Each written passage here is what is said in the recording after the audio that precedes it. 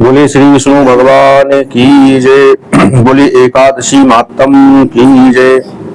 सफला एकादशी, निर्जला एकादशी, इसको भीमसेन एकादशी भी कहते हैं।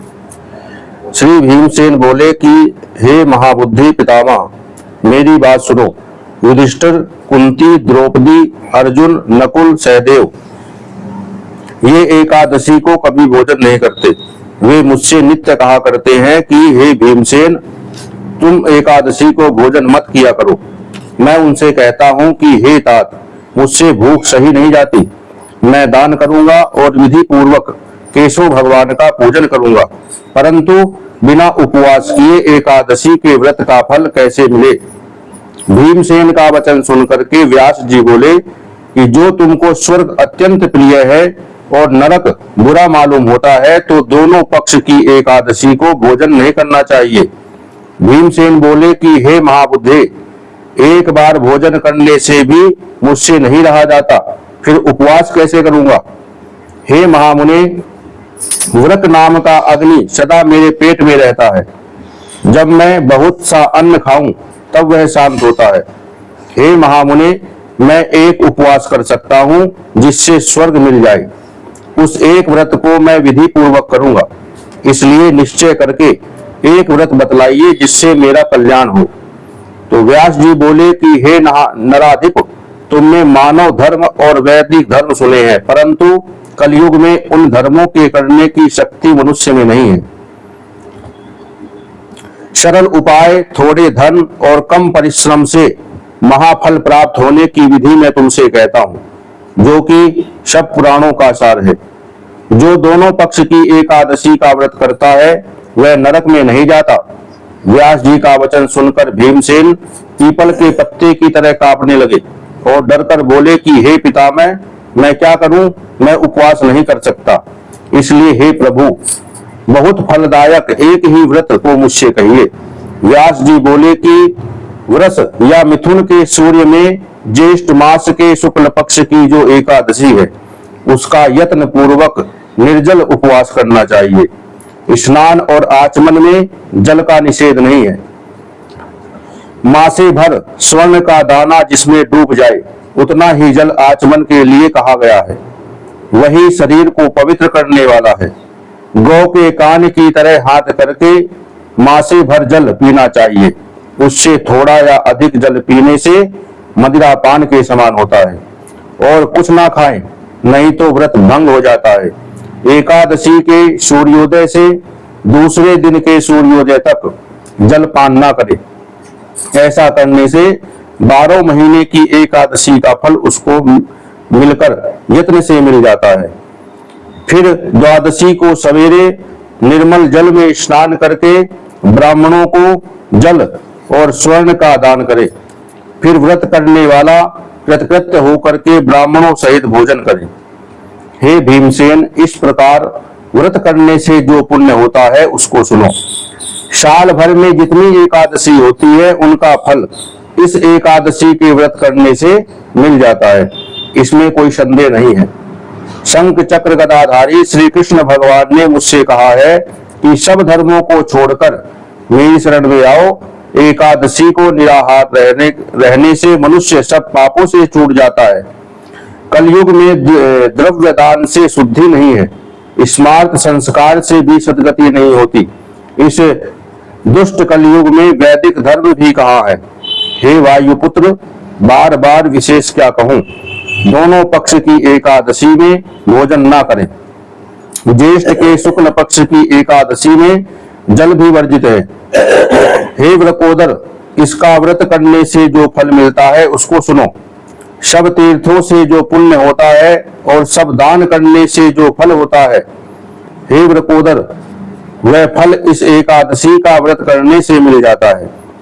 साल भर में शुक्ल पक्ष और कृष्ण पक्ष की जितनी एकादशी है उनका उपवास करने से धन, धान्य, बल, आयु, पुत्र, आरोग्यता मिलते हैं। वे सब इस एकादशी के व्रत करने से मिल जाते हैं।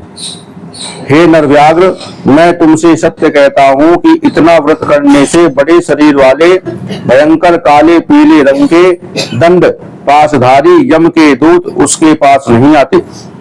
बल्कि पीतांबरधारी हाथ में चक्र लिए हुए सुंदर विष्णु के पार्षद उसके पास आते हैं और अंत समय में उस मनुष्य को विष्णु लोक में ले जाते हैं। इसलिए यत्न पूर्वक निर्जल व्रत करना चाहिए।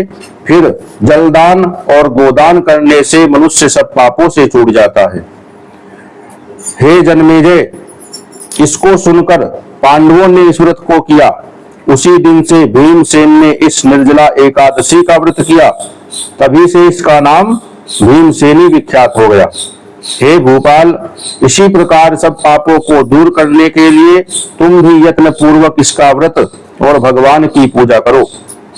हे अनंत, हे देवेश, मैं आज आपका निर्जल व्रत करूंगा और दूसरे दिन भोजन करूंगा। इस मंत्र को पढ़ करके सब पापों को दूर करने के लिए इंद्रियों को वश में करके श्रद्धा पूर्वक व्रत को करें। स्त्री अथवा पुरुष का सुमेरु व मंदराचल पर्वत के समान भी पाप हो तो एकादशी के प्रभाव से भस्म हो जाता है। हे नराधिप, जलदान और गोदान ना कर सके तो कलश में वस्त्र लपेटकर स्वर्ण का दान करे। जो कोई उसमें जलदान का नियम करता है उसको हर एक पैर में करोड़ पल स्वर्ण दान का फल मिलता है। इस एकादशी के दिन स्नान, दान, जप, होम जो कुछ मनुष्य करता है वह अक्षय हो जाता है। यह कृष्ण जी ने कहा है। हे राजन, जितने निर्जला एकादशी का विधि पूर्वक उपवास किया है उसका और धर्म से क्या प्रयोजन है। व्रत करने वाला विष्णु लोक हो जाता है। हे कुरुश्रेष्ठ, जो एकादशी के दिन स्वर्ण, अन्न, वस्त्र का दान करता है वह सब अक्षय हो जाता है। एकादशी के दिन जो अन्न खाता है वह पाप भोगता है। इस लोक में वह चांडाल होकर के मरने के बाद बुरी गति को पाता है। जो ज्येष्ठ मास के शुक्ल पक्ष में एकादशी का व्रत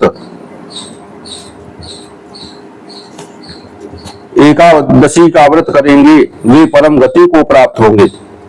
जिसने निर्जल एकादशी का व्रत किया है वह ब्रह्म हत्या, मदिरापान, चोरी, गुरु से बैर, मिथ्या भाषण इन सब पापों से छूट जाते हैं। हे कौन्ते, निर्जला एकादशी के दिन श्रद्धा और नियम से युक्त स्त्री पुरुषों का जो विशेष कर्तव्य है उसको सुनो। जलसाई भगवान का पूजन करें, गोदान करें अथवा व्रत धेनु का दान करें। अनेक तरह के मिष्ठान और दक्षिणा दे करके ब्राह्मण को प्रसन्न करें। ब्राह्मण के प्रसन्न होने से मोक्ष देने वाले श्री भगवान भी प्रसन्न होते हैं। जिसने इसका व्रत नहीं किया उन मनुष्यों ने आत्मा से द्रोह किया है। वे पापी, दुराचारी और दुष्ट हैं और निसंदेह उनके सैकड़ों कुल दुराचारी हो जाते हैं। जिन मनुष्यों ने शांति पूर्वक दान और भगवान का पूजन किया है उनमें अपने समेत 100 पीढ़ी के पूर्वजों को विष्णु लोक में भेज दिया। जो कोई उपवास करके रात्रि में जागरण करते हैं और निर्जला के दिन अन्न, गौ, वस्त्र, शय्या, आसन, कमंडल, छत्र, पात्राण, पादुका इनका सुपात्र ब्राह्मण को दान देते हैं वे सोने के विमान में बैठकर स्वर्ग को जाते हैं। जो कोई भक्ति से इस कथा को सुनते अथवा कहते हैं वे दोनों निसंदेह स्वर्ग को चले जाते हैं। मनुष्य को सूर्य ग्रहण में श्राद्ध करने से जो फल मिलता है वह इसके सुनने वालों को मिलता है। दातून करके इसका नियम करें। मैं केशव भगवान को प्रसन्न करने के लिए आचमन के सिवा एकादशी के व्रत में दूसरा जल ग्रहण नहीं करूंगा। इस प्रकार नियम करना चाहिए।